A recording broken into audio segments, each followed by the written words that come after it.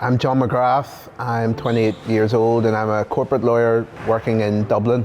I live in Downpatrick, so rural Northern Ireland, and love it. I had a very idyllic sort of childhood growing up here. I was adopted from Kenya and came here as a baby and know nothing but peace. I became aware that we lived in a slightly different society when I met my now wife, who's American. It was only until I met someone not from here that I realised that not every country operates like that.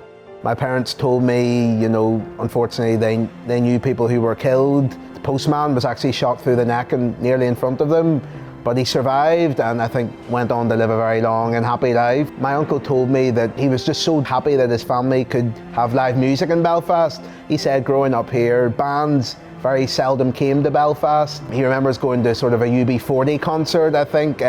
He said, for so many years, Belfast was like a ghost town, and to see the city centre full of life, it's fantastic. I had the privilege of attending Queen's University in Belfast. The stability's afforded me a law degree.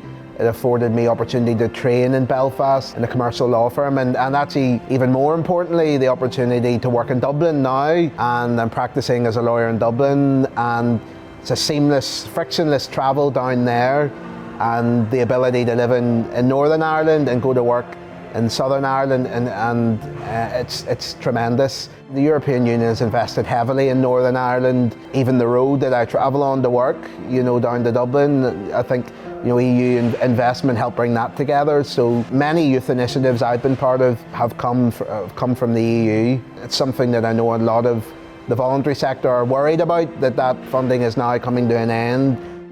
For my daughter, the Good Friday Agreement has given Northern Ireland, and by extension her, an opportunity to reach her life goals, her career ambitions in a country with relative stability, with safety, a growing sense of togetherness and a shared future.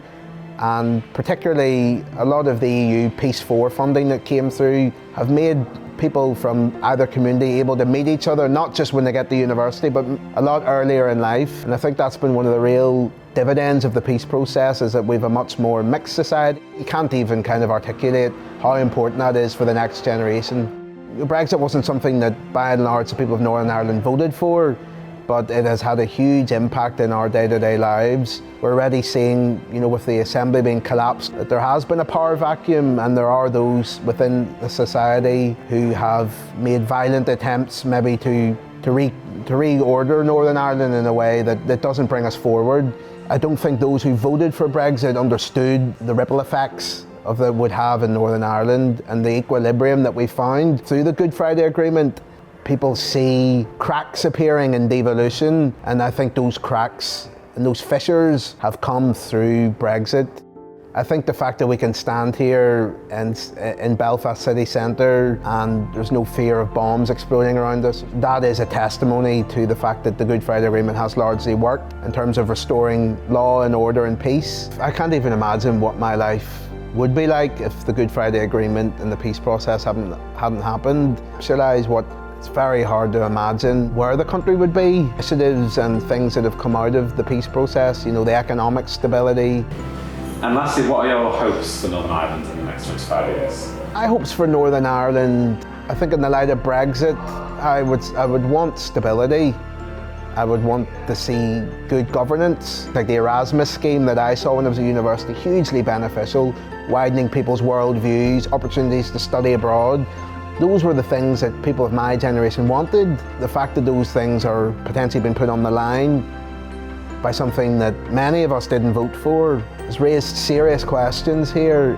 My hope and my prayer is that the political stability can continue, and that if the constitutional question does come up in a more formalised way, that we will have the steps of what we are actually voting for before we ever go to vote.